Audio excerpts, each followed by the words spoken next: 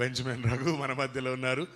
ఆయన మరి లార్డ్స్ గ్రేస్లో ఉన్న ఒక మొలక ఇప్పుడు పెద్ద పిలక అయ్యాడు. హల్లెలూయా, హల్లెలూయా. ఇక్కడ నుంచొని క్వైర్లో పాడే వాళ్ళలో తను కూడా ఒక క్వైర్గా ఉండి మరి దెయ్యాలు పడితే మేము మీకు లాస్ట్ వీక్ చెప్పే ఎప్పుడు ఈ నెలలోనే ఎప్పుడు చెప్పా, అడవిలోకి పోయి వాళ్ళని పట్టుకరండ్రా అనేది. మేమే పోయేది అడవిలోకి పోయేసి రక్తం చేయమని అనుకుంటే ఇది ఎక్కడ పరిశాన్ పెట్టింది రత్నక్క అనుకుంటూ పోయేది.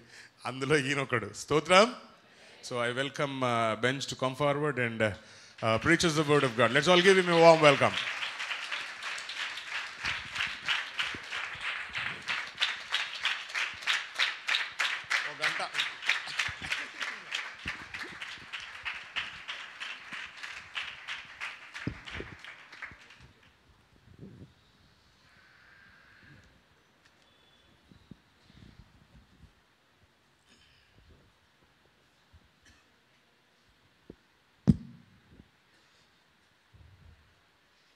ప్రభు అయిన యేసుక్రీస్తు నామంలో మీ అందరికీ వందనాలు.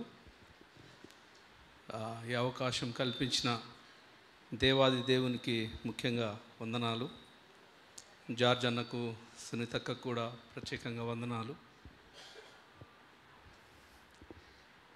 చాలా ఎమోషనల్ ఫీల్ అవుతున్నాను ఇక్కడ.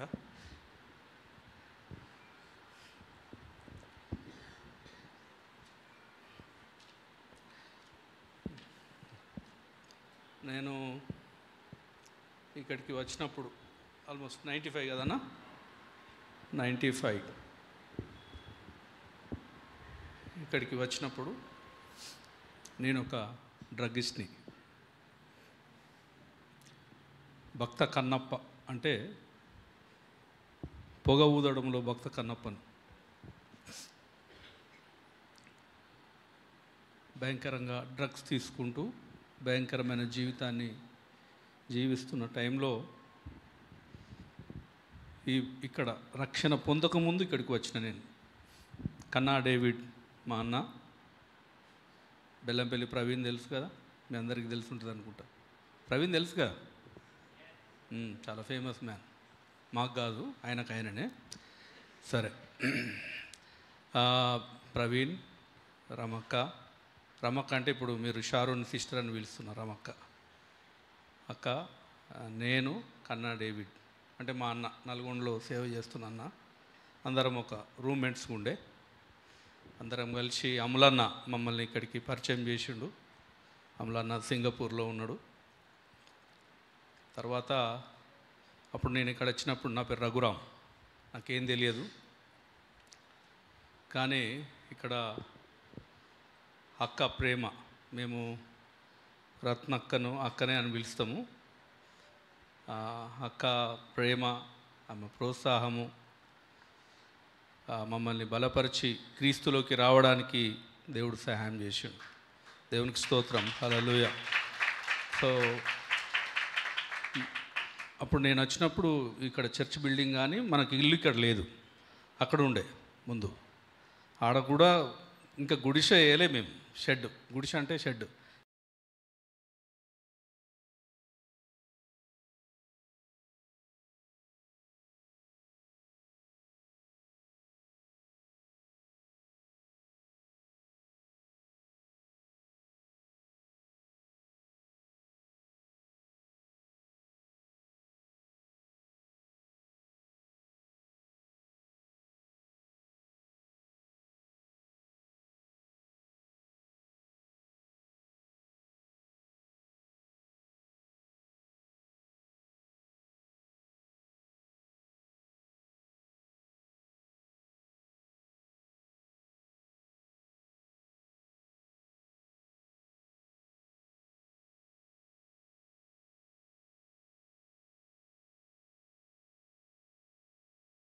సో బై ద వే, నా లాంగ్వేజ్ కొంచెం పక్క తెలంగాణ ఉంటుంది.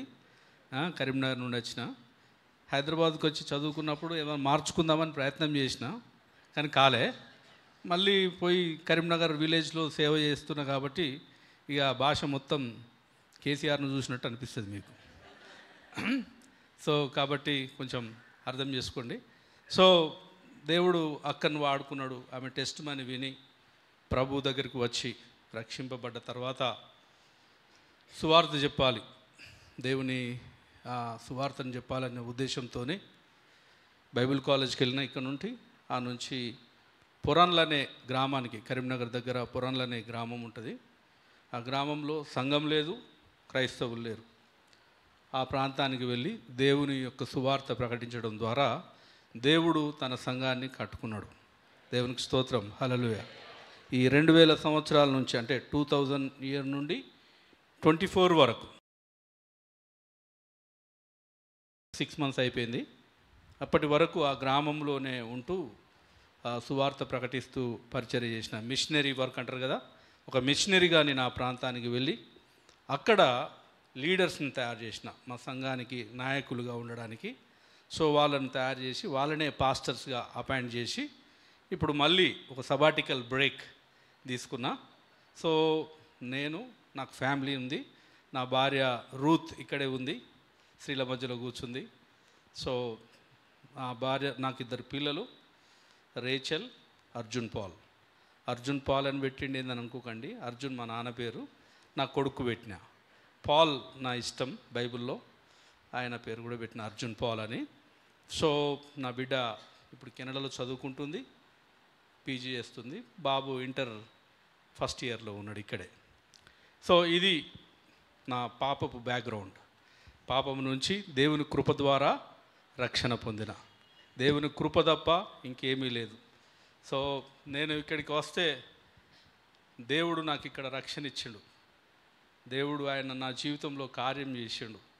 నేను ఎప్పుడు కూడా, అంటే ఎంతోమంది ఇక్కడ నుంచి సేవకులు వెళ్ళినరు, కానీ నేను ఎప్పుడు మా రత్నక్కని మర్చిపోను. మన సంఘానికి కృతజ్ఞతగా ఉండాలనేది నా ఆశ.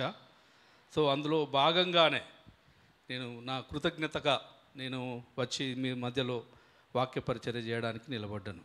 థ్యాంక్ యూ జార్జ్ అన్న, వన్స్ అగైన్. సో ఈ సమయంలో చాలా ప్రాముఖ్యమైన విషయంలోకి వద్దాం. సో యాక్చువల్గా మీరు కూడా యవనస్తులు కొద్దిగా ఇట్లా కూర్చుంటే మంచిగా ఉంటుంది. నేను తాపకోసారి తిరిగి మాట్లాడలేను కాబట్టి, అంటే మీ సీట్ మీకే ఉంటుంది, కానీ కొంచెం ఇట్లా ముందుంటే చూడడానికి మంచిగా ఉంటుందని నా అభిప్రాయం. మేమైతే మా లెక్కలు మీరు లేరు, మీరు మంచిగా సిన్సియర్గా కూర్చున్నారు. మేము ఈడ పాటలు పాడి బయటికి వెళ్ళిపోయి ఇంకా మా కార్యక్రమాల్లో మేము ఉంటున్నాం. కానీ మీరు చాలా చక్కగా కూర్చొని వాక్యం వినడానికి ఉన్నారు కాబట్టి మీరందరూ కూడా ముందుకు వస్తే మంచిగా ఉంటుంది. రైట్ అన్న నాకు సమయం 1 అవర్ చెప్పిండు. 1 అవర్ లోపే ముగించడానికి నేను ప్రయత్నం చేస్తాను.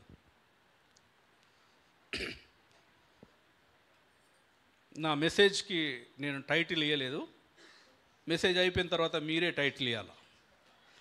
సో నా మెసేజ్కి నేనేం టైటిల్ ఇవ్వలేదు ఈ అంశం అని. మెసేజ్ అయిపోయిన తర్వాత మీరు టైటిల్ ఇస్తే అది నేను రాసుకుంటా. నెక్స్ట్ ఎక్కడన్నా మళ్ళీ ఇవి చెప్తే నేను అది చేద్దామని. ఓకే, శ్రద్ధగా వినాలా మీరు. ఒక మాట ప్రార్థన చేద్దామా మరొకసారి. ప్రభువా మా తండ్రి, ఈ ఉదయకాలం తండ్రి, మా సంఘంలో ఈ విధంగా మేమందరం కలిసి నేను ఆరాధించడానికి, నేను స్తుతించడానికి, నీ నామాన్ని ఘనపరచడానికి మాకు అవకాశం ఇచ్చావు తండ్రి. నీకు వందనాలు నాయనా, నీకు వందనాలు అయ్యా. పనికి రాని నన్ను, పాపంలో సచ్చి ఉన్న నన్ను నీ కృప ద్వారా, నీ సువార్త ద్వారా నన్ను బ్రతికించావు దేవా. నీకు వందనాలు చెల్లిస్తున్నాం తండ్రి. ఈ సమయంలో నీ వాక్యాన్ని చెప్పడానికి నేను నిలబడి ఉండగా తండ్రి, వాక్యము నీది. ఏ మంచి మాటలు వచ్చినా అవి మావి కావు నాయనా, నీవే. నీ వాక్యం నుంచి నువ్వు తీసుకొస్తున్నాయే, నీకే మహిమ కలుగును గాక. ప్రభు, మా అందరితో మీరు మాట్లాడండి. నీ చిత్తాన్ని నీ వాక్యం ద్వారా మేము గ్రహించి నీ వాక్యానుసారంగా మేము జీవించడానికి నీ కృపా సహాయం మా అందరికీ అనుగ్రహించమని పరిశుద్ధాత్మ దేవుడా, నీ సహాయాన్ని, నీ నడిపింపును మేము కోరుకుంటూ మా ప్రభు అయిన యేసుక్రీస్తు ద్వారా ప్రార్థించి వేడుకుంటున్నాము తండ్రి. Amen, amen. మంచిది. మరి నేను ఎక్కువగా మా గ్రామంలో ఎట్లుంటుందంటే వాళ్ళకి చెప్పుకుంటూ పోతే అర్థం కాదు. ప్రసంగం అంటే ఒక 40 నిమిషాలు దడ వాయించేసి వెళ్ళిపోతారు కదా. నేను అట్లా చేయను. నేనేం చేస్తానంటే ఎక్కువగా టీచింగ్ చేస్తాను. అంటే ఇంటరాక్షన్ ఉంటుందన్నమాట. ప్రశ్నలు అడుగుతుంటాను, మీరు జవాబులు చెప్పాలా. కాబట్టి నేను ప్రశ్నలు అడుగుతూ మనం ముందుకు వెళ్తుంటాం. సో అన్నేంది ఇట్లా అనుకోవద్దు. వాక్యమే మనం మాట్లాడేది కాబట్టి మీరు ఏమనుకోవద్దు. ఒక్కొక్కరిది ఒక్కరిది. జార్జ్ అన్న ఒక తీరు ఉంటుంది, మాది ఒక తీరు ఉంటుంది, ఇంకొక తీరు ఉంటుంది కదా. కాబట్టి మీరు శ్రద్ధగా వినాలి. రైట్. చాలామందికి మన జీవితాల పట్ల మనకు చాలామందికి శ్రద్ధ ఉంటుంది కదా. చాలా శ్రద్ధ ఉంటుంది. మన జీవితాల్లో చాలా ప్రశ్నలు ఉంటాయి, మనం అడగవలసిన ప్రశ్నలు కదా, మనం అడుక్కునే ప్రశ్నలు. ప్రాముఖ్యంగా ఏంటంటే నేనేం చదవాలి, యూత్ అయితే నేనేం చదవాలా, ఏ ఉద్యోగం చేయాలా, తర్వాత ఫ్యూచర్లో ఏ ఉద్యోగం చేయాలా, కొంచెం ఉద్యోగాలు వచ్చిన తర్వాత ఎంత సంపాదించాలా కదా, ఎంత సంపాదించాలా, ఎక్కడ స్థిరపడాలి. ఇవి జనరల్గా ఒక మనిషికి ఉండే ఆలోచనలు. అర్థమైందా? జనరల్గా అదే పెళ్ళి కానీ యూత్ ఉన్నారనుకో, ఎవరిని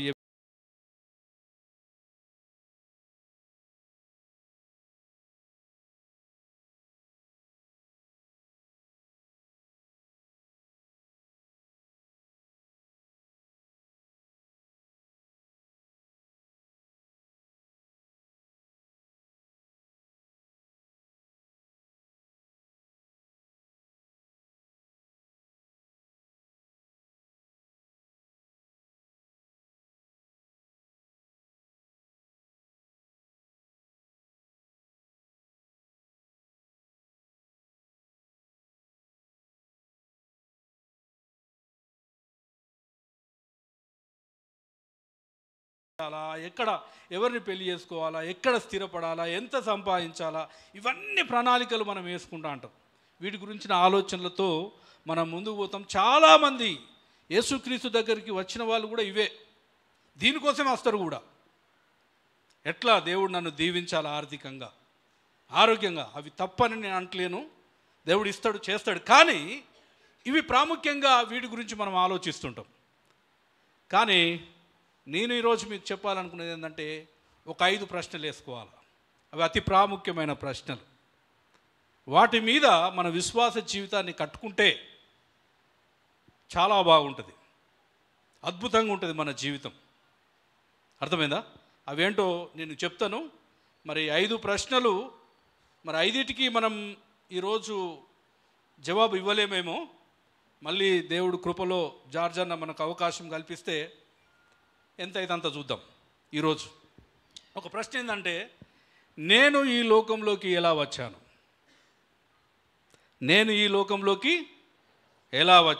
రెండో ప్రశ్న, నేను ఈ లోకంలో ఎందుకు ఉన్నాను? నేను ఎలా వచ్చాను, ఎందుకు ఉన్నాను?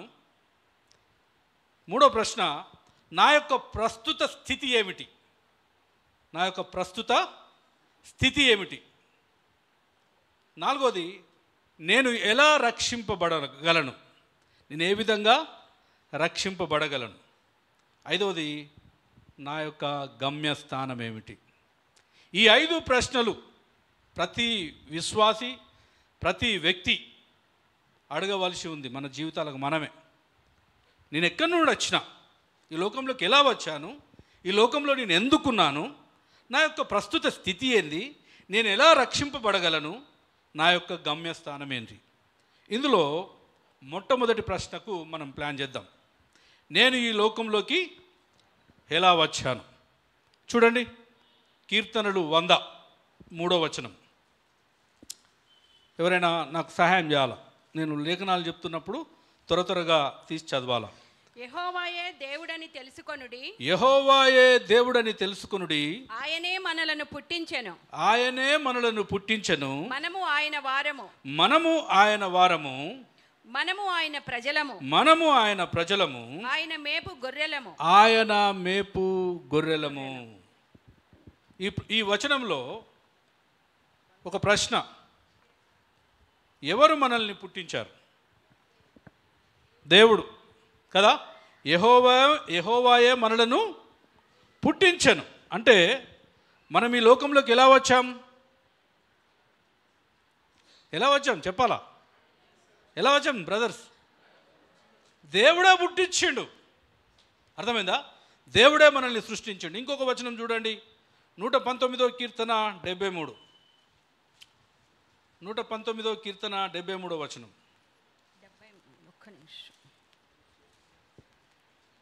నేను లేఖనాలు చాలా ఇస్తుంటాను.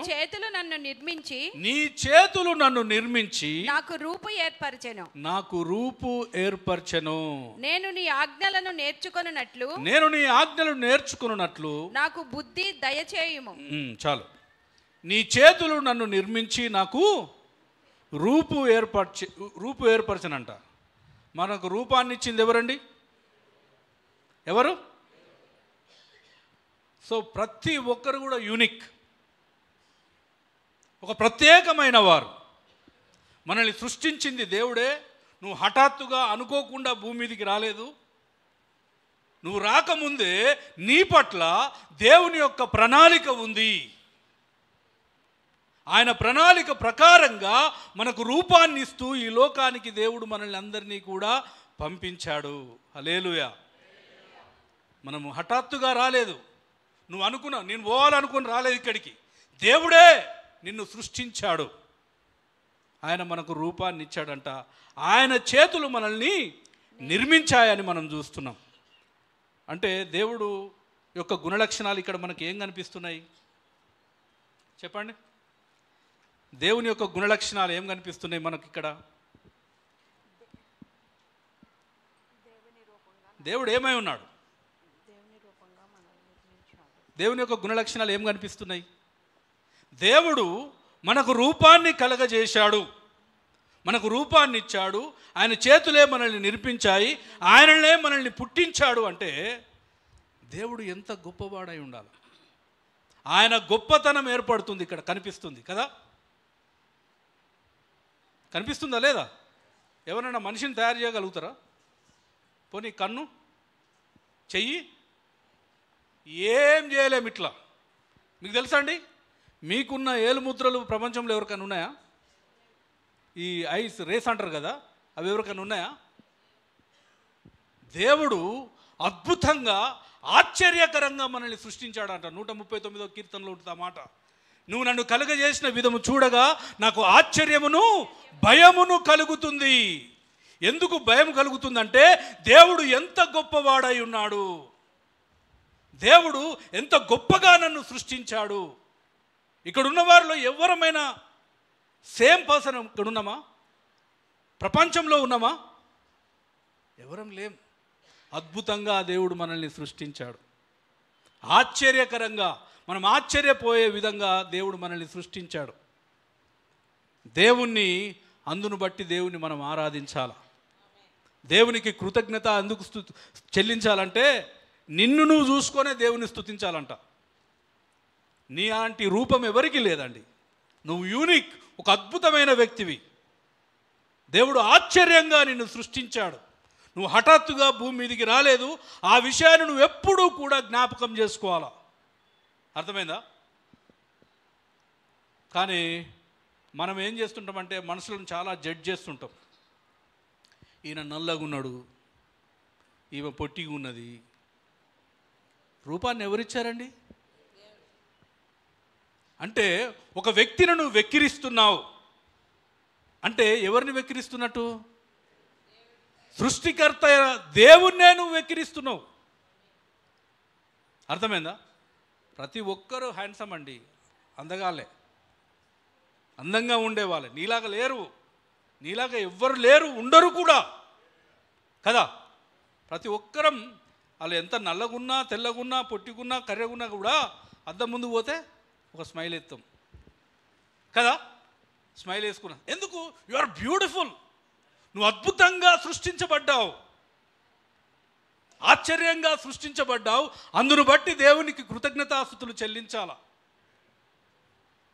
ఇతరులను చూసి మనం అంటాం, ఆమె ఎంత తెల్లగా ఉన్నది, ఆయన ఎంత హ్యాండ్సమ్ ఉన్నాడు. ఆయన కాదు నాయన, నువ్వు ఆశ్చర్యంగా సృష్టించబడ్డావు, నువ్వు అద్భుతంగా సృష్టించబడ్డావు. నీలాంటి వారు ఎవరు లేరు ఈ లోకంలో. అమేజింగ్, ఆశ్చర్యం, ఆశ్చర్యం. దేవుని యొక్క గుణలక్షణాలు ఏంటంటే, ఇక్కడ దేవుడు సర్వజ్ఞాని అయిన దేవుడు, సర్వశక్తిమంతుడు ఆయన. దేవుని యొక్క గుణలక్షణాలు ఏం కనిపిస్తున్నాయంటే, దేవుడు ఈ విధంగా మనల్ని సృష్టించాడంటే ఆయన సర్వశక్తిమంతుడు, సర్వజ్ఞాని అయిన దేవుడు. అద్భుతంగా మనల్ని సృష్టించాడు. ఇంతవరకు మనిషిని ఎవరు కూడా డిస్కవరీ కంప్లీట్గా చేయలేదు తెలుసా. అది దేవుడే చేయాలి. దేవునికి తెలుసు, ప్రతి సెల్ తెలుసు దేవునికి. దేవుడు అంత గొప్పవాడు, మనల్ని సృష్టించాడు. సరే, దేవుడు మనల్ని ఎలా సృష్టించాడు? ప్రశ్న అంటేనే జవాబు చెప్తారేమో. దేవుడు మనల్ని ఎలా సృష్టించాడు? నాకు మూగ భాష రాదు, మీరు అంటేనే తెలియదు, గట్టిగా మాట్లాడాల. ఆయన రూపములో సృష్టించిండు కదా, ఆయన స్వారూప్యంలో సృష్టించిండు. సరే, ఆయన స్వారూప్యంలో సృష్టించిండంటే మన లెక్కనే 2 కళ్ళు, ఓ ముక్కు ఉన్నదంటారా? ఎట్లా చెప్పాలా మీరు? ఎలా మనల్ని సృష్టించాడు దేవుడు? మట్టితో సృష్టించిండు. దేవుడు మన స్వరూపమందు నరులను చేయుదుము అన్నాడు కదా. నరులను చేయుదుము అన్నప్పుడు దేవుని యొక్క గుణలక్షణాలతో మనల్ని సృష్టించిండు. దేవుడు ఆత్మ అయి ఉన్నాడు. మన కోసం ఆయన శరీరధారిగా వచ్చాడు. కానీ నిజంగా చెప్పాలంటే దేవుడు ఆత్మస్వరూపి. ఆయన ఎవరు కూడా ఇంతవరకు చూడలేదు అంట. దేవుడు ఆయన స్వారూప్యంలో మనల్ని సృష్టించేవాడు అంటే ఆయన గుణలక్షణాలతో. అంటే మనం సర్వశక్తిమంతులం కాదు, ప్రేమ, దయ, కనికరాలతో దేవుడు మనల్ని సృష్టించాడు. అంటే మానసిక సామర్థ్యాన్ని కలిగి, భావోద్వేగాలు కలిగి, సంబంధ బాంధవ్యాలతో, నైతిక విలువలతో మనల్ని దేవుడు సృష్టించాడు. భావోద్రేకాలు ఉంటాయా? Emotional feelings. ఇక్కడ రాగానే, ఇక్కడికి నిలబడంగానే నాకు కన్నీళ్ళు వచ్చినాయి. భావోద్రేకం అది. అర్థమైందా? అది అట్లా సంబంధ బాంధవ్యాలు అంటే మనకు రిలేషన్షిప్స్ ఉన్నాయా లేవా? వాటితో దేవుడు మనల్ని సృష్టించాడనమాట, తన స్వారూప్యంలో, తన జ్ఞానంతోనే. అయితే ఇక్కడ చాలా బాధాకరమైన విషయం ఏంటంటే, దేవుడు తన స్వారూప్యంలో మనల్ని సృష్టించాడు. కానీ మనం ఏం చేస్తామంటే దాన్ని మర్చిపోయి, ఆ విషయాన్ని మర్చిపోయి బాహ్యకరమైన విషయాలయందు విలువను కలిగి ఉన్నాం మనం. ఎట్లా అంటే బాహ్య సౌందర్యము, విద్యలో, ఉద్యోగములో, హోదాలో, సాధించుటలో, కులములో, ఆస్తులలో మనము విలువను, భద్రతను మనం కలిగి ఉండి వాటి గురించి మనం ఎక్కువగా ఆలోచించి డిసప్పాయింట్ అయిపోతుంటాం లోకంలో. చాలామంది వాళ్ళు నిరుత్సాహంలో, వేదనలో, బాధల్లో బ్రతకడానికి కారణం ఏంటో తెలుసా? దేవుడు నన్ను తన స్వారూప్యంలో సృష్టించాడనే విషయం మర్చిపోవడం ద్వారా, ఈ బాహ్యకరమైన ఈ ఇహలోక సంబంధాల విషయాల్లో ఎక్కువగా విలువనిస్తూ, ఆయన విలువ, దేవుడు నన్ను ఆయన స్వారూప్యంలో సృష్టించాడు అనే విషయాన్ని మనం మర్చిపోయి ఈ బాహ్యకరమైన విషయాల మీద ఎక్కువగా నమ్మకం ఉంచి అవి పొందుకోలేనప్పుడు మనం దిగులు పడుతూ, ఆందోళన పడుతూ ఉంటాం. అసలు ఎంత అద్భుతం అండి మనిషి యొక్క సృష్టి. అది దేవుడు తన స్వారూప్యంలో సృష్టించుకున్నాడు. తన స్వారూప్యంలో సృష్టించుకున్నాడు. మీకు సంతోషం అయితలేదా? ఉందా? లోపల ఉన్నదంటారా? బయటకు కూడా కనిపించాలా? దేవుడమ్మా, దేవుడు సృష్టికర్త అయిన దేవుడు మనల్ని ఆయన స్వారూప్యంలో సృష్టించుకున్నాడు. సెంట్ అగస్టిన్ అని ఒక దైవజనుడు ఏం చెప్తాడంటే, మనము ఈ లోకంలో ఉన్న ఎత్తైన కొండలను, వాగులను, వంకలను, సీనరీస్ అవి చూసి వావ్ అంటామంట. ఏమంటాం? వావ్ అంటాం కదా. ఎంత అద్భుతంగా ఉన్నది. నేను ఈ మధ్యలో లాస్ట్ 2 months బ్యాక్ నేను ఖండాలకు పోయినా. ఆడపోతే గుట్టలు మేఘాలు దాక్కుండా పోతున్నాయి. చూసి వావ్ అన్నప్పుడు నాకు ఈ సెంట్ అగస్టిన్ కోట్ గుర్తొచ్చింది. మనం ఎక్కువగా ఈ లోకంలో ఉండే విషయాలను చూసి మనం ఆశ్చర్యపోతుంటామంట. అరే ఎంత అద్భుతంగా ఉన్నది. ఎస్, కానీ మనల్ని చూసి మనం ఆశ్చర్యపోవాలంటాడు ఆయన. నిన్ను నువ్వు చూసి ఆశ్చర్యపోవాలా. నువ్వెంత అద్భుతంగా దేవుని చేత సృష్టించబడ్డావు. నువ్వు ఆరాధించడానికి ఇంకే కారణం అవసరం లేదండి. దేవుని స్తుతించడానికి నీకు నువ్వే. నువ్వు ఆరాధించడానికి, దేవుని గణపరచడానికి ఏం అవసరం లేదు ఈ లోకంలో. కేవలం నిన్ను బట్టి, దేవా నువ్వు నన్ను సృష్టించినవు, ఒక అద్భుతంగా సృష్టించినవు, ఆశ్చర్యంగా సృష్టించినవు అని చెప్పేసి దేవుణ్ణి మనం ఆరాధించాలి అంటాడు. కాబట్టి మనము ఎట్లా వచ్చినాం భూమి మీదకి? ప్రశ్న ఏంది? మనం ఈ లోకంలో ఎలా వచ్చాం చెప్పాలా? ఎలా వచ్చాం? దేవుడేనా పక్క దేవుడే సృష్టించాడా మనల్ని? Right, good. ఇప్పుడు ఇంకో రెండో ప్రశ్న, నేను ఎందుకు ఈ లోకంలో ఉన్నాను? మరి దేవుడు సృష్టించిండు, సరే, ఎందుకు సృష్టించాడు? ఎందుకు సృష్టించాడు దేవుడు? అమ్మా చెప్పు. ఏదో అంటున్నావు, మనసులో అనుకోకు, చెప్పు. అరే చెప్పండి బాయ్, ఎందుకు సృష్టించండు? వెరీ గుడ్ అన్న. దేవుణ్ణి మహిమపరచడానికి. కొలసీలకు రాసిన పత్రిక 1:16.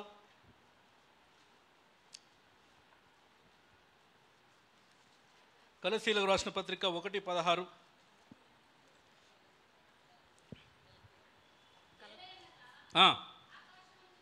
ఆకాశమందున్నవియు భూమి అందున్నవియు దృశ్యమైనవి కానీ అదృశ్యమైనవి కానీ అవి సింహాసనములైనను ప్రభుత్వములైనను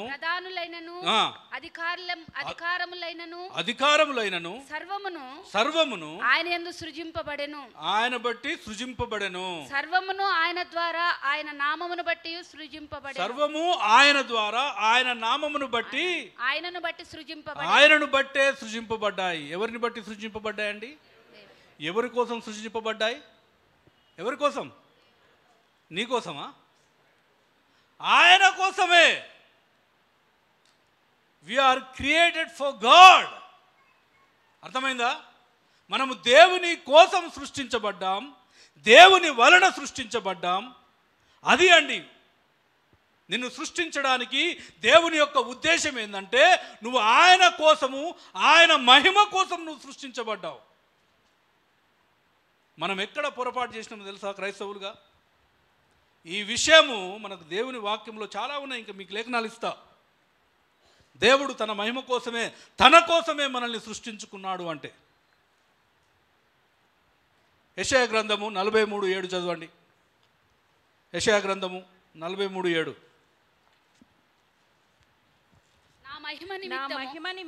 నా మహిమ నిమిత్తము నేను సృజించిన వారిని నా నామము పెట్టబడిన వారినందరినీ తెప్పించుము. ఎవరి కోసం సృష్టించినట? నా మహిమ నిమిత్తము సృష్టించిన.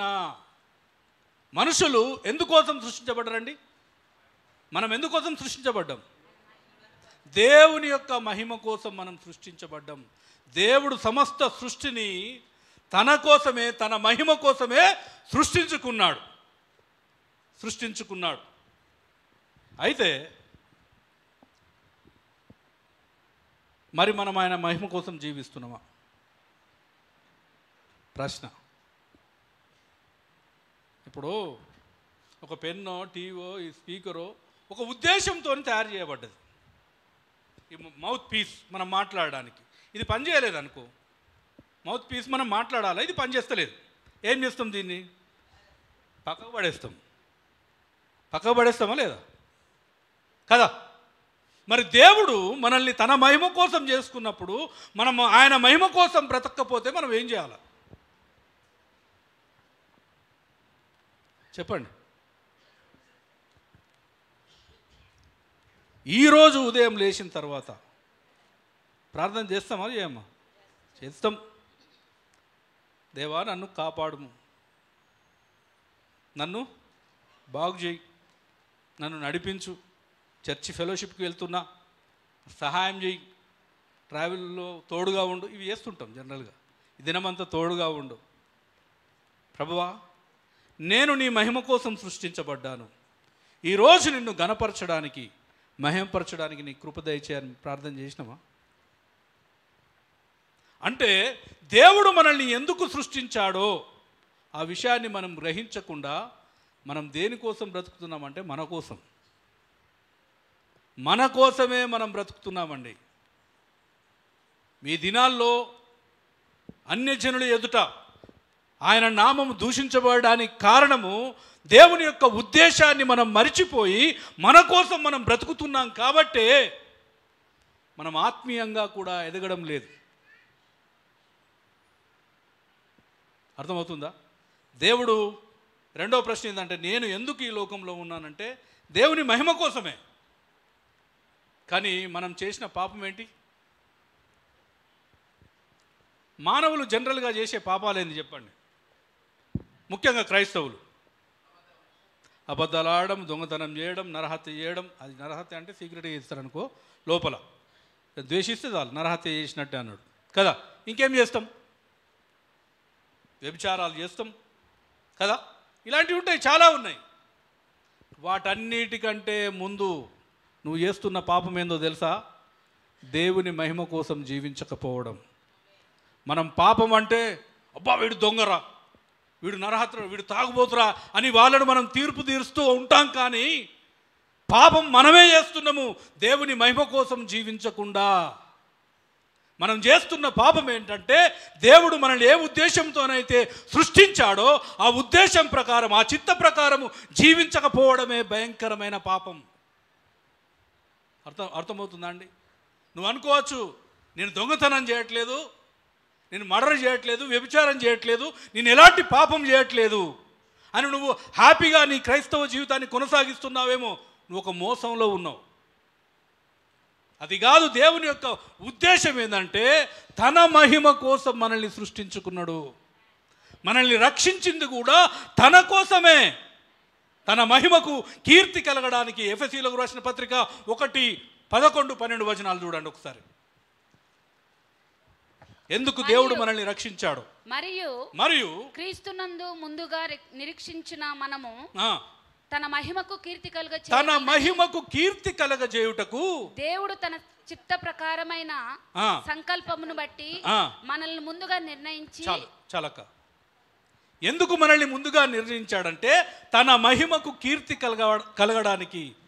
ఎందుకు మనం సంఘముగా కూడుకుంటున్నాం, క్రీస్తు యొద్దకు వచ్చామంటే ఆయనను మహిమపరచడానికి. కేవలం పాటలు మాత్రమే కాదు, పాటలు ఒక భాగం మాత్రమే. పాటలు ఒక భాగం మాత్రమే. నిన్ను దేవుడు సృష్టించాడు అనే విషయం మనందరికీ తెలుసు. నేను అడగకపోయినా మీ అందరికీ తెలుసు, దేవుడే మమ్మల్ని కలగజేశాడు అని. కానీ లేఖనాల ద్వారా అది మీ హృదయంలో ముద్రించబడాలని, ఆ విషయాన్ని బట్టి దేవుణ్ణి ఘనపరచాలి, మహిమపరచాలి, దేవుని యొక్క గొప్పతనాన్ని మీరు చూడాలని ఆ విషయాన్ని మీ ముందు పెట్టాను. కానీ నిజంగా చెప్పాలంటే దేవుడు మనలందరినీ కూడా తన స్వారూప్యంలో, తన కోసం, తన మహిమ కోసం మనలందరినీ కూడా సృష్టించాడు. ఆమేన్. మరి మనం ఎందుకోసం బ్రతుకుతున్నాం? ఏ విధంగా దేవుని మనం ఘనపరుస్తున్నాం? ఏ విధంగా యేసయ్యను ఆరాధిస్తున్నాం, మహిమపరుస్తున్నాం? ఆలోచన చేయండి. మనం చేస్తున్న పాపం ఏంటో తెలుసా? అయ్యా నువ్వు ఏదో సిన్సియర్గా ఆదివారం వచ్చి ఇక్కడ కూర్చొని సిన్సియర్గా ఇంటికి పోయి ఎవరు జోలికి పోకుండా, ఎవరితో మాట్లాడకుండా, ఏం చేయకుండా ఉంటే నేను మస్తున్నానుగా అనుకోకు. ఏం కాదు. దేవుని మహిమ కోసం మనం బ్రతకాలి, దేవుని ఘనపరచాలి. తన మహిమకు కీర్తి కలగడానికి దేవుడు ఏర్పాటు చేసుకున్నాడు. ఆ ఏర్పాటు అయిన వాళ్ళు ఏ విధంగా దేవుని దగ్గరికి వస్తారు? మరి ఏ విధంగా వస్తారు? నువ్వు వెళ్ళి సువార్త చెప్పడం ద్వారా. ఈరోజు నేను దేవుణ్ణి మహిమపరుస్తున్నాను, దేవుని సేవలో ఉన్నానంటే ఒక అమ్మ నాకు సువార్త చెప్పింది, ఒక అక్క. తన మహిమను ఈరోజు ఆయన నామాన్ని గణపరుస్తున్నాము అంటే కారణం సువార్త ప్రకటన జరగాలి, అది నీ ద్వారానే జరగాలి. అర్థమవుతుందా? అది ఆప్షన్ కాదు. సువార్త ప్రకటించడం అనేది కేవలం కొంతమందికి, పాస్టర్స్కే కాదు. మనమందరం కూడా సువార్త ప్రకటన ద్వారా దేవుణ్ణి మహిమపరుస్తున్నాం. హల్లెలూయా. మరి ఏ విధంగా మహిమపరచాలా? మీ సత్క్రియలను చూసి పరలోకమందున్న తండ్రిని మహిమపరచినట్లుగా వారి ఎదుట మీ వెలుగును ప్రకాశింపనీయుడి. ఏంది? మన క్రియలు, లైఫ్ స్టైల్, మన జీవిత విధానం, మన కమ్యూనిటీలో, కాలేజెస్లో, స్కూల్లో ఎక్కడ బ్రతుకుతున్నామో అక్కడ మన జీవిత విధానం ద్వారా వీరు దేవుని కుమారులు, కుమార్తెలు అనే సాక్ష్యాన్ని తీసుకురావడం వలన దేవుని నామం మహిమపరచబడుతుంది. ఇది మర్చిపోయినాం. చాలా భక్తిగల క్రైస్తవులు అయిపోయినారు ఈ మధ్యలో. ఏంది అంటే ఆదివారం 2 గంటల ప్రోగ్రాం. అర్థమైందా? నీ జీవితంలో దేవుని మహిమ గురిగా లేనట్టయితే నువ్వు సినిమా టాకీస్కి పోయినా ఇక్కడికి వచ్చిన సేమే. అర్థమైందా? నువ్వు సినిమా టాకీస్కి పోయి 2 గంటలు సినిమా చూసి వస్తావు, ఇక్కడ కూడా అదే 2 గంటల భజన చేసి ఆడ ముందు టికెట్ కొంటాం, ఇక్కడ తర్వాత ఇస్తాం టికెట్. అది కాదమ్మా జీవితం. ఎంత అద్భుతంగా సృష్టించి నిన్ను. కీర్తనకారుడు అంటాడు, నువ్వు నన్ను కలగజేసిన విధము చూడగా నాకు ఆశ్చర్యమును భయమును కలుగుతుంది. భయమును కలుగుతుంది. నీకు ఎప్పుడన్నా అనుకున్నావా? నువ్వెవరో, నువ్వు ఎలా వచ్చావో ఆలోచన చేసినావా? నువ్వెందుకు ఈ భూమి మీద ఉన్నావో, దేవుడు ఎందుకు నిన్ను ఈ భూమి మీద పెట్టాడో అర్థమవుతుందా? ఎందుకు దేవుని సంఘములో నువ్వు ఉన్నావో అర్థమవుతుందా? మనము గిరిగీసుకున్నాం, మనం క్రైస్తవులమంతా, మనమే కాదు అందరం, యూనివర్సల్ చర్చ్ గిరిగీసుకొని ఇదే ఆదివారం పోవాలా, పాటలు పాడాలా, దేవుణ్ణి ఆరాధించాలా, ఇంటికి పోవాలా, బిర్యానీ తినాలా, హాయిగా పండుకోవాలా, మళ్ళీ లేవాలా, మళ్ళీ ఆదివారం రావాలా. ఇదే అండి. దీనికోసమా? అవుతామే, దీనికోసం చేసిండా దేవుడు? ఎట్లా మహిమపరుస్తావు నువ్వు? ఆయన చెప్పినది చేయకుండా, ఆయన మాటలు పాటించకుండా ఏ విధంగా మహిమపరుస్తాం మనం? ఏ విధంగా ఘనపరుస్తాం మనం? ఎట్లున్నది నీ లైఫ్ స్టైల్? ఎట్లున్నది నీ జీవిత విధానము? నీ కుటుంబంలో, నీ సంఘములో, నీ సమాజంలో, నువ్వు ఎక్కడైతే పనిచేస్తున్నావో, నువ్వు పనిచేసే స్థలములలో ఏ విధంగా నీ సాక్ష్యం ఉంది? ఏ విధంగా దేవుణ్ణి మనం ఘనపరుస్తున్నాం, మహిమపరుస్తున్నాం? ఆలోచన చేయండి. మనం ఎందుకు వస్తాం తెలుసా? దేవుడు నన్ను దీవించాలా, నా కుటుంబాన్ని దీవించాలా. ఆల్రెడీ దీవించిన తర్వాత ఇంకా దీవెన ఏందండి నాకు అర్థం కాదు. దేవుడు తన ప్రాణం పెట్టిండు, నిన్ను రక్షించిండు కదా, నిన్ను రక్షించిండా లేదా? తన ప్రాణం పెట్టి ఇంకేం కావాలి ఆయన ప్రాణం కంటే ఎక్కువ? నువ్వు ప్రాణం పెట్టాలి ఆయన కోసం. ఆమేన్. ఇంకేం లేదు. అర్థమైందా? యేసుక్రీస్తు కోసం మనం ప్రాణం పెట్టే విధంగా మనం జీవించాలి. దానికోసం దేవుడు మనల్ని ఎన్నుకున్నాడు. మనం రౌండ్ వేసుకున్నాం అంతే, మనం బ్రతుకుతున్నాం అట్లా మామూలుగా. మన పాపం ఏంటంటే దేవుని మహిమ కోసం జీవించకపోవడమే, దేవుని ఘనపరచకపోవడమే, దేవుని వాక్యానుసారంగా జీవించకపోవడమే. ఆదిమ సంఘ క్రైస్తవులు అపోస్తల కార్యం 2:38 రక్షణ పొందారు 3000 మంది. మనందరికీ తెలుస్తుంది. 2:42 చూస్తే ఏం జరుగుతుందంటే వాళ్ళు సంఘ జీవితానికి తమ్మును తాము అప్పగించుకున్నారు. అర్థమైందా? అపోస్తల కార్యం 2:4 వీరు అంటే ఎవరు? మీద రక్షణ పొందిన వారు వీరు అపోస్తలుల బోధయందు, సహవాసమందు, రొట్టె విరుచుటయందు, ప్రార్థన చేయుటయందు తమ్మును తాము అప్పగించుకున్నారు. తర్వాత ఏం జరిగింది? ఒక అద్భుతమైన క్రైస్తవ జీవితాన్ని జీవించిండ్రు. దేవుని మహిమపరచడం అంటే మన జీవితాలను మన స్థానిక సంఘానికి సమర్పించుకోవడం కూడా. అర్థమవుతుందా? ఎడతెగక అంటే అర్థం ఏంటి? ఎడతెగక అంటే చెప్పండి అమ్మా. ఇంగ్లీష్లో కాకుండా తెలుగులో చెప్పురు. ట్రాన్స్లేట్ కాదు నేను అడిగింది. ఎడతెగక, విడిచిపెట్టకుండా, చేసేదాన్ని మానకుండా. అర్థమైందా?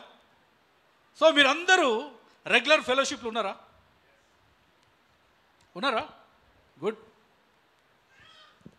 సంగమునకు శిరస్సు, కొలసిలో రాసిన పత్రిక 1:18.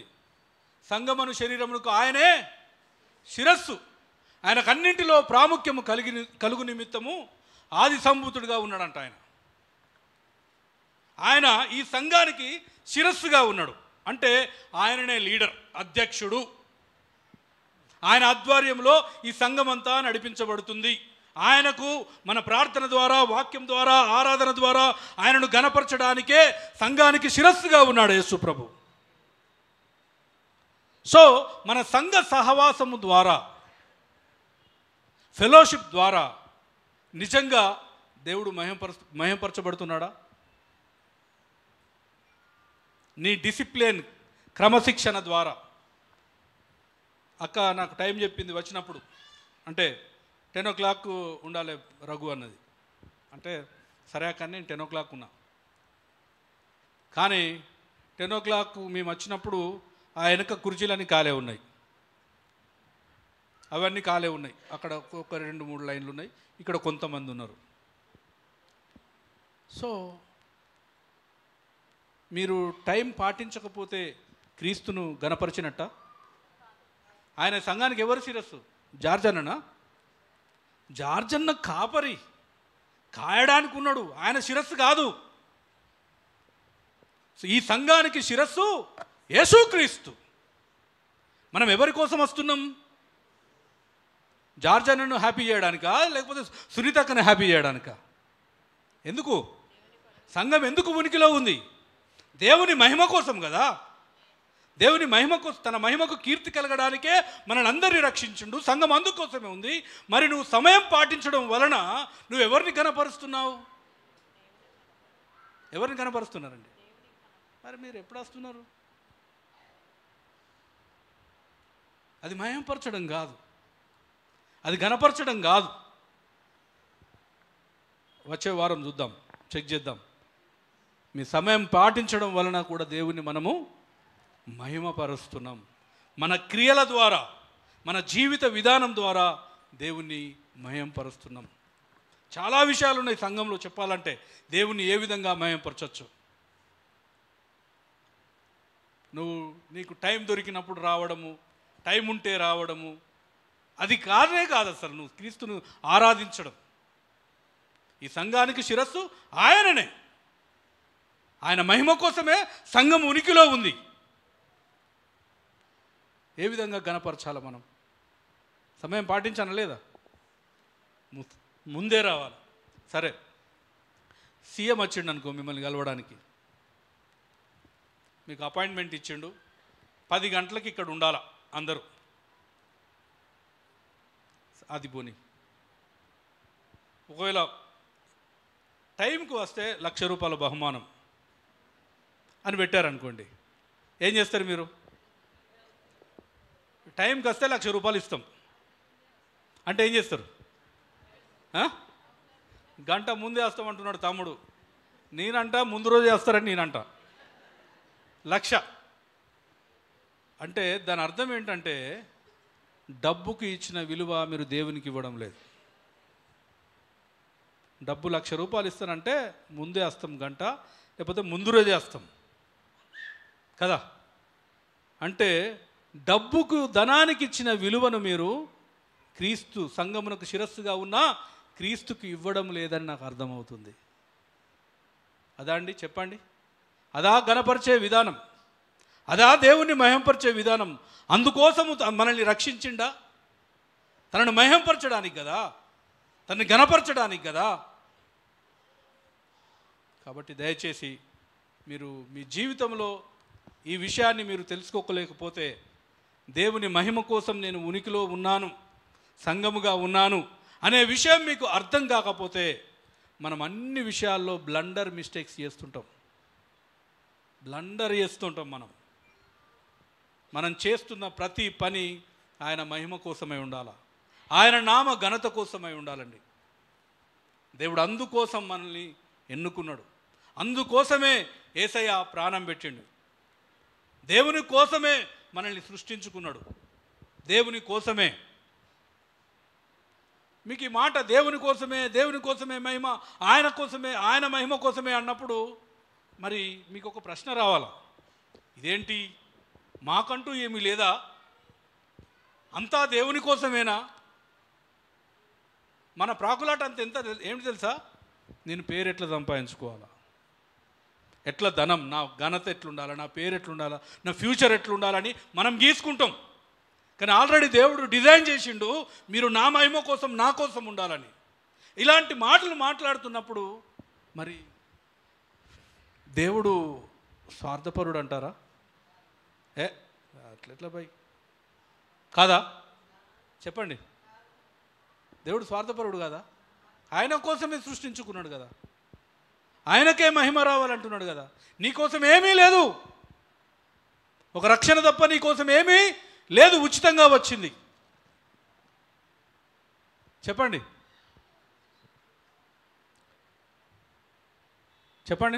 దేవుడు స్వార్థపరుడు అంటారా? ఆలోచించండి. ఇది నాకే కావాలా, నా ఇష్టం, నాకు మహిమ రావాలా అని అనుకుంటే మరి దేవుడు ఏమైనా స్వార్థపరుడు అంటారా? సరే, ఇక్కడ ఏదైనా భోజనం ఉందనుకోండి, ఎవ్వరికి ఇవ్వను, ఇదంతా నాకే కావాలి అని నేను అన్నానుకో, మీరు నన్ను ఏమంటారు? స్వార్థపరుడు, మాకు కొంచెం కూడా ఇవ్వకుండా స్వార్థం ఉన్నది అంటారు కదా. మరి దేవుడు ఇది మొత్తం నాకే కావాలా, నా మహిమ కోసమే మిమ్మల్ని సృష్టించుకున్నాను అని అన్నప్పుడు మరి దేవుడు స్వార్థపరుడు కాదంటారా? కాదా? అరే ఆయన కోసమే, నా కోసమే అంటే మళ్ళీ మీరు స్వార్థపరుడు కాదంటారు ఎట్లా? ఆ మాట దేవుడు స్వార్థపరుడు అనే మాట మాట్లాడడానికి భయం, కానీ లోపల తెలుసు, అరే స్వార్థమే కాదా అని ఉన్నది మీకు లోపల మనసులో, లేదంటారా? మనసులో ఉందా లేదా? కానీ స్వార్థపరుడు కాదు. ఎందుకు కాదు అంటే దేవుని కంటే ఉన్నతమైంది, దేవుని కంటే గొప్పది ఈ లోకంలో ఏదైనా ఉందా? ఇది మీకు అర్థం కావాలంటే ఇంకొక మాట చెప్తా. అమెజాన్ ఉంది కదా, అమెజాన్ కంపెనీ CEO అయినా అనుకో, ఎట్లుంటుంది తమ్మి నీకు? అది ఊహించలేవన్నా, అది అద్భుతం అంటుంది కదా. ఏదైనా పెద్ద కంపెనీలో మీరు మంచి పొజిషన్లో ఉన్నారనుకో, ఎట్లా ఫీల్ అవుతారు? దానికోసమే కదా మనం మొత్తం ప్రాకులాడేది కదా. ఎట్లా ఫీల్ అవుతారు? గొప్పగా ఫీల్ అవుతారు. సో దేవుడు తన మహిమ కోసం మనల్ని సృష్టించినప్పుడు దేవుని కంటే ఉన్నతమైంది ఈ లోకంలో ఏదీ లేదు, గొప్పది ఏమీ లేదు, మంచిది ఏదీ లేదు. దేవుడే మంచివాడు, దేవుడే మహోన్నతుడు, గొప్పవాడు. ఆయన నా కోసం నేను వీళ్ళని సృష్టించుకున్నాను అంటే ఎంత గొప్పగా ఫీల్ కావాలి మనం? చెప్పండి, అమెజాన్ కంటే గొప్పైనా కాదా దేవుడు? మరి దేవుని బిడ్డగా, దేవుని పిల్లలుగా మనం పిలువబడుతున్నాము, మనం రక్షింపబడ్డాము, మనమంతా దేవుని కోసమే ఉన్నాము అంటే ఈ విషయం తెలియగానే ఏం చేయాలి తెలుసా? ఎగిరి గంతేయాల, హల్లెలూయా అని చెప్పాలి. హల్లెలూయా. మనం దేవుని కోసం బ్రతకడం అనేది ఒక గొప్ప పిలుపు. దేవుని కోసం మనం సృష్టించబడ్డాం అనేది గొప్ప భాగ్యం మనకు. దేవుని కంటే గొప్పది, ఉన్నతమైంది ప్రపంచంలో ఏదీ లేదండి. దేవుడు తన కోసం సృష్టించుకున్నాడు అంటే మనల్ని ఎంతగా ప్రేమిస్తున్నాడో అర్థం చేసుకోండి. తనకంటే తక్కువైంది ఏదైనా దేనికోసమైనా సృష్టిస్తే అరే మనకు కొంచెం తక్కువ అయిపోతుంది, కానీ తన కోసమే సృష్టించుకున్నాడు అంటే దేవుని కోసం బ్రతకడం భాగ్యమా కాదనా? అమెజాన్లో జాబ్ రావాలని చూస్తున్నావు కదా. మరి దేవుని కోసం బ్రతకడం అంటే ఆ ఎక్సైట్మెంట్ ఉందా నీకు? ఆ సంతోషం ఉందా? దేవుని మహిమ కోసం జీవించడం అంటే చెప్పండి. సెలక్షన్స్ కోసం మనం పోతాం కదా, పోలీసు అదో ఇదో సెలక్షన్స్ కోసం. నేను ఎక్కువ చదువుకోలే, నాకు అంత తెలియదు, కానీ చెప్తాను. పోతే మనం పాస్ అయినాం అనుకోండి, ఇప్పుడు నీటు టాప్ కదా, నీటు ఇండియాలో నంబర్ 1 వచ్చినాం అనుకో, ఎట్లుంటుంది? ఎట్లా ఫీల్ అవుతాం నీట్లో ఫస్ట్ వస్తే? తల్లిదండ్రులు ఫుల్ ఖుష్, పిల్లలు ఖుష్, మీడియాని పిలుస్తాం మనం, నా బిడ్డ ఫస్ట్ వచ్చింది. వాళ్ళు లేపకపోయినా మనం అందరికీ ప్రకటిస్తుంటాం, మా బిడ్డకు అమెజాన్లో జాబ్ దొరికింది, నా కొడుకు అమెజాన్లో వచ్చింది, నీట్లో ఫస్ట్ క్లాస్లో పాస్ అయిందని గొప్పగా చెప్పుకుంటాం కదా. చెప్పుకుంటారా లేదా? ఈవెన్ తల్లిదండ్రులు కూడా ఏదైనా పిల్లలు సాధిస్తే దాన్ని గ్రేట్గా చెప్తారు. చెప్పరామా? చెప్తారా లేదా? అన్నీ చెప్తాము, పాస్టర్ని పిలుస్తాము, కూడిక పెడతాము, ఇవన్నీ జరుగుతుంటాయి హ్యాపీగా. ఎందుకంటే పాస్ అయినాం, ఎందుకంటే జాబ్ సంపాదించిండు, హ్యాపీ. మరి దేవుని కోసం మనం బ్రతకాలి, దేవుడు తన మహిమ కోసం మనల్ని సృష్టించాడు అన్నప్పుడు ఈ సంతోషం మీకు ఉన్నదా లేదా? చెప్పండి. ఈ సంతోషం ఉందా అండి మీకు? ఎక్సైట్మెంట్ లేదు కదా? ఉందా? మనం దేనికోసం బ్రతకాల? మళ్ళా దేవుని మహిమ కోసం కదమ్మా. దేవుని మహిమ కోసం ఆ ఎక్సైట్మెంట్ ఉండాలా.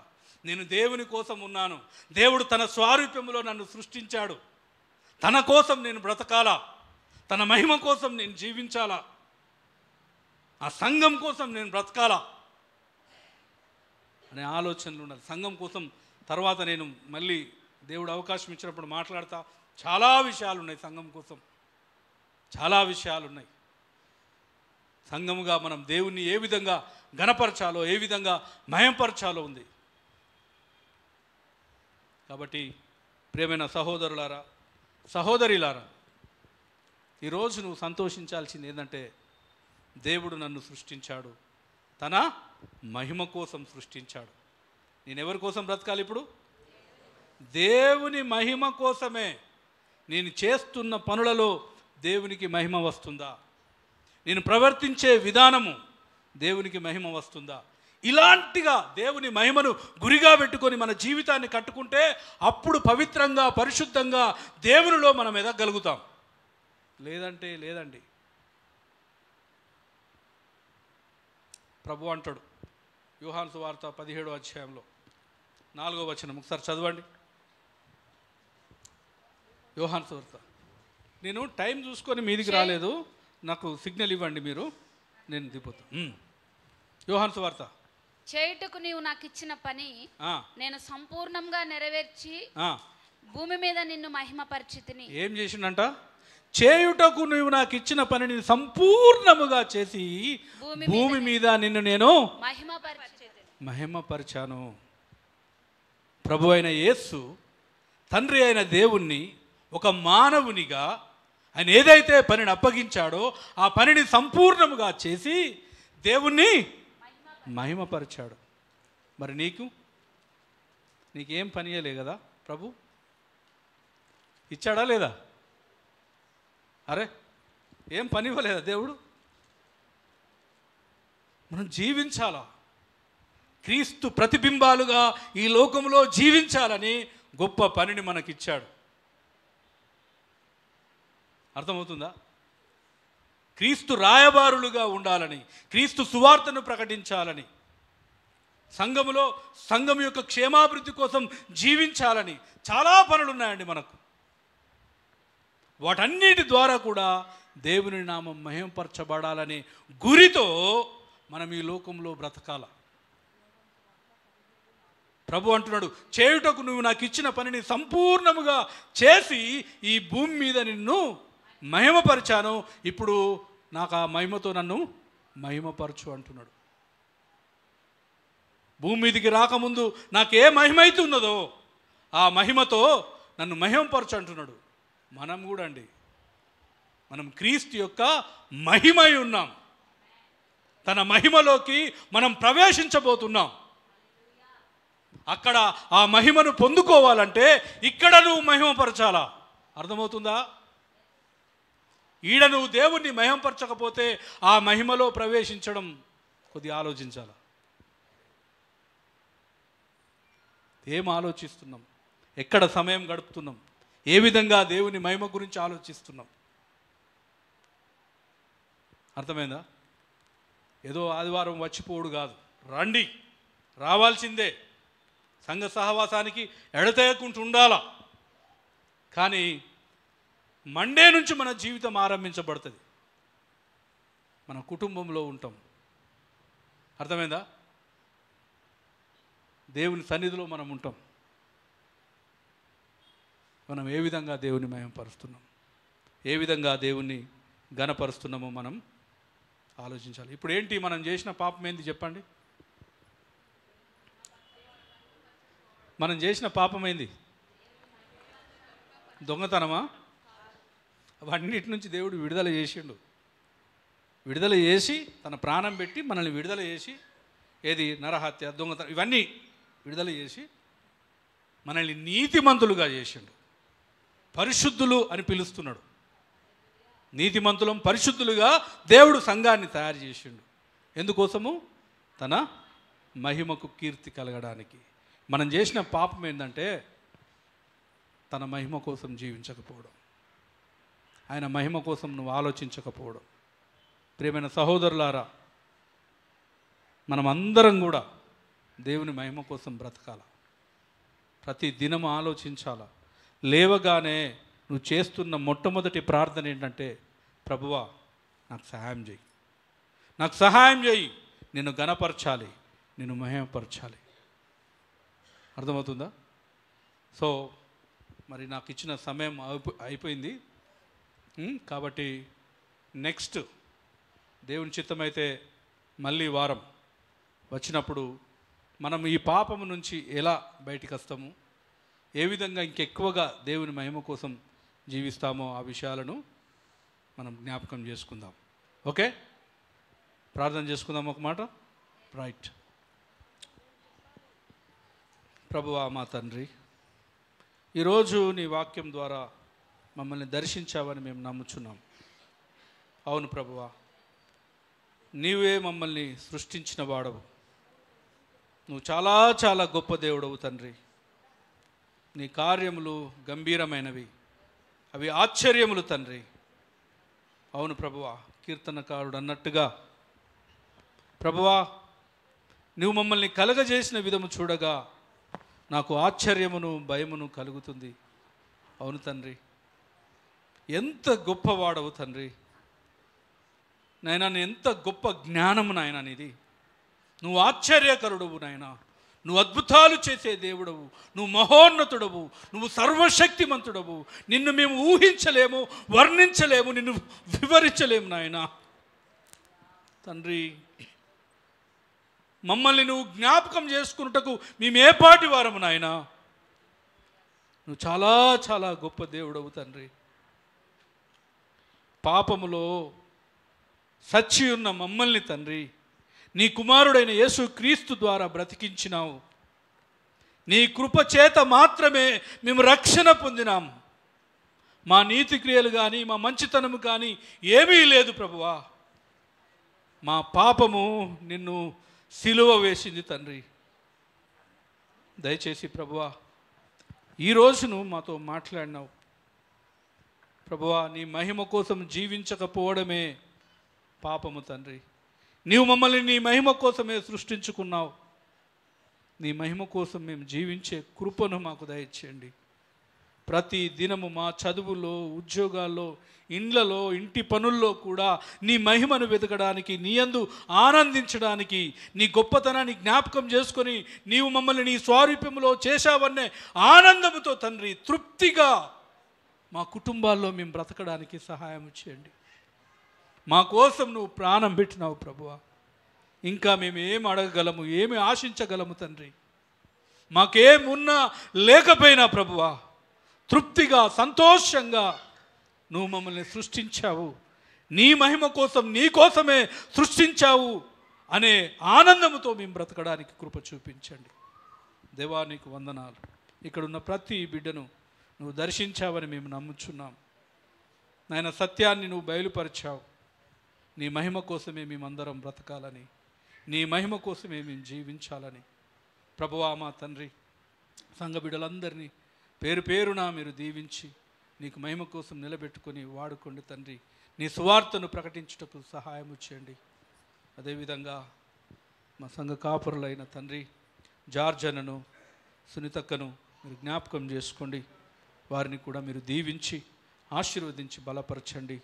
ఇంకా ఈ సంఘము నీ ప్రేమలోను, నీ పరిశుద్ధతలోను, నిన్ను గూర్చిన జ్ఞానములోను ఎదిగి వర్ధిల్లుటకు నీ కృప చూపించమని మా ప్రభువైన యేసుక్రీస్తు యొక్క నామం ద్వారా ప్రార్థించి వేడుకుంటున్నాము తండ్రి. ఆమెన్. ఆమెన్. Thank you.